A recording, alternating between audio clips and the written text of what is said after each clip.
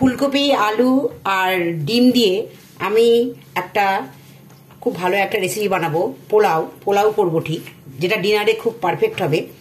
তার জন্য আমি একটা কড়াই নিলাম, এখানে আমি তেল দিলাম। তেল গরম হয়ে গেছে, এটা প্রথমে আমি একটু নুন দিয়ে দিচ্ছি, তারপর একটু হলুদ গুঁড়ো দিয়ে দিচ্ছি। এবার এখানে আমি হাঁসের ডিম ছেড়ে দিচ্ছি, এটাকে আমি একটু ফ্রাই করে নেব। এটা ফ্রাই হয়ে গেছে, ঠিক এই অবস্থায় আমি নামিয়ে নেব।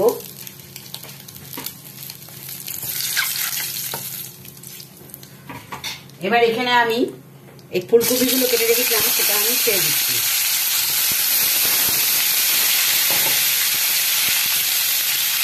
এবার এটাকে একটু ফ্রাই করে নেব।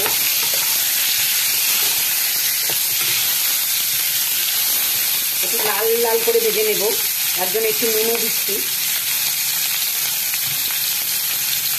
আবার সামান্য হলুদ গুঁড়ো দিয়ে দিচ্ছি। এবার এটাকে একটু লাল করে ভেজে নেব। ফুলকপিগুলো ভাজা হয়ে গেছে, দেখুন এরকম লাল লাল করে ভেজে নিলাম। এবার এটাকে আমি উঠিয়ে রাখছি।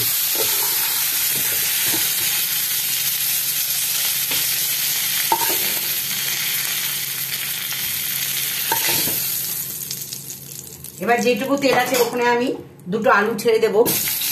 বেশি আলু আমি দিচ্ছি না, দুটো আলু দিচ্ছি। এটাকেও আমি একটু ফ্রাই করে নিচ্ছি। একটু নুন দিলাম, একটু হলুদ গুঁড়ো দেবো। এটাকে একটু লাল লাল করে ভেজে নেব। আলুটাও লাল লাল ভাজা হয়ে গেছে, এবার আলুটাকে আমি তুলে নিচ্ছি। এবার কড়াইতে আমি তেল দিচ্ছি, আর একটু সাদা তেল, আর একটু 1 চামচ ঘি দিচ্ছি। এবার গ্যাসের ফ্লেমটাকে একটু কমিয়ে দেবো। এবার এখানে গোটা গরম মশলা দিচ্ছি, একটা তেজপাতা দিয়ে দিলাম।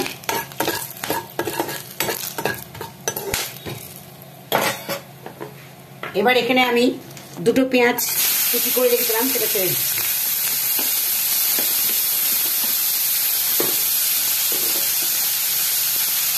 সব একসাথে নাড়াচাড়া করতে, গ্যাসের ফ্লেমটাকে একটু কমিয়ে রাখতে হবে যাতে পুড়ে না যায়।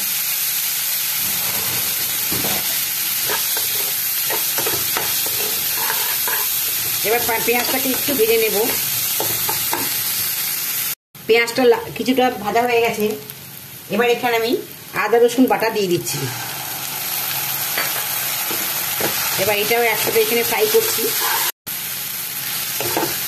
আদা রসুন বাটা এখানে দিয়েছিলাম, সেটা আমি ফ্রাই করছি।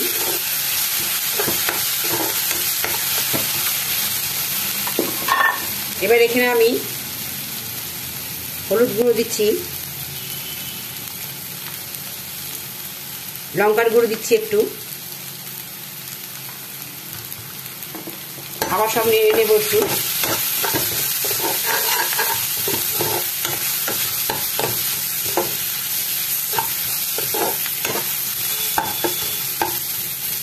এবার কিছুক্ষণ কষিয়ে নেবো এটাকে।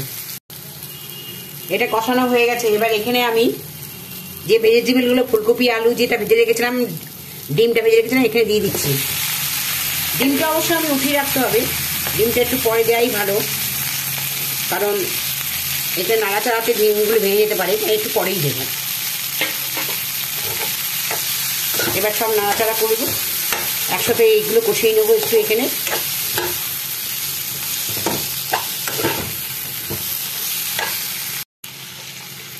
এটা ভালো করে কষানো হয়ে গেছে। এবার এখানে আমি বাসমতি রাইস, ভালো বাসমতি, এটা আমি ভালো করে ধুয়ে একটু ভিজিয়ে রেখেছিলাম বেশ কিছুক্ষণ, এটা আমি দিয়ে দিচ্ছি। আমি এই চাল দিয়ে পোলাও করি। এবার এটা আমি ভালো করে এটার সাথে কষিয়ে নেব।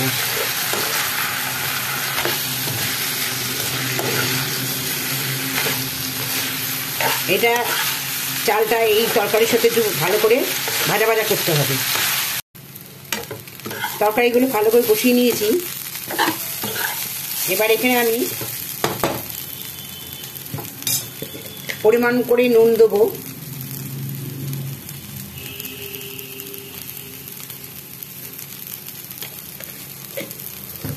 একটু চিনি দেবো, যেহেতু পোলাও হচ্ছে তাই একটু চিনি তো দিতেই হবে, একটু মিষ্টির ভাবটা তো থাকবেই।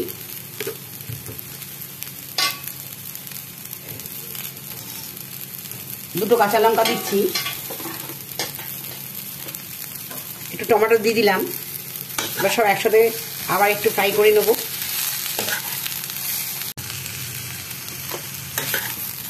এগুলো মোটামুটি ভালো করে ফ্রাই হয়ে গেছে। এবার আমি এখানে জল দেব, একটু অল্প একটু গরম করে নিচ্ছি, শুধু উষ্ণ গরম জল দেবো এর মধ্যে। তার জন্য এই বাটিতে আমি জল গরম করে রেখেছিলাম। এই বাটিতে 1 বাটি আমি চালটা দিয়েছিলাম, তাই ওই পরিমাণটা ভালো করে জেনে রাখবেন। এই বাটির 1 বাটি যেহেতু চাল দিয়েছি, তাহলে এই বাটির 2 বাটি আমাকে জল দিতে হবে। এটাই মেন, এটার পরিমাণ।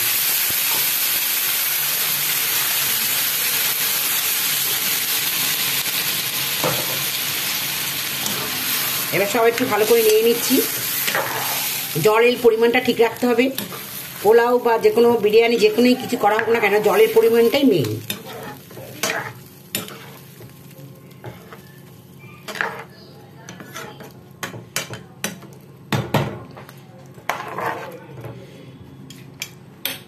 এবার এটা একটু আমি সিদ্ধ করব, এটা হয়ে যাবে, আমি একটু সিম করে রাখবো।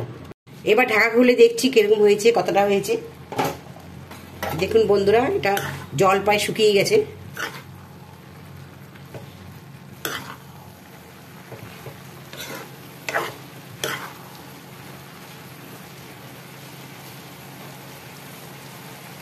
এটা আরেকটু হবে।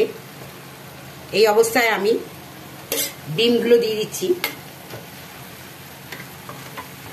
এখানে গরম মশলা দিচ্ছি,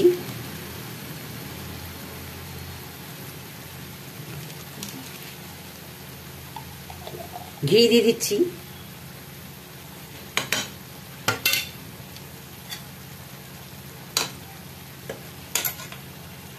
দেখুন আলু, ফুলকপি আর ডিম দিয়ে রেসিপিটা আমার সম্পূর্ণ রেডি। আপনারা যারা দেখছেন তারা অবশ্যই লাইক করবেন এবং কমেন্ট করে জানাবেন কেমন হলো রেসিপিটা। এটা ডিনারের পারফেক্ট রেসিপি, খুব তাড়াতাড়ি অল্প সময়ের মধ্যে হয়ে যায়। সবাই ভালো থাকুন, এটাই কামনা করি।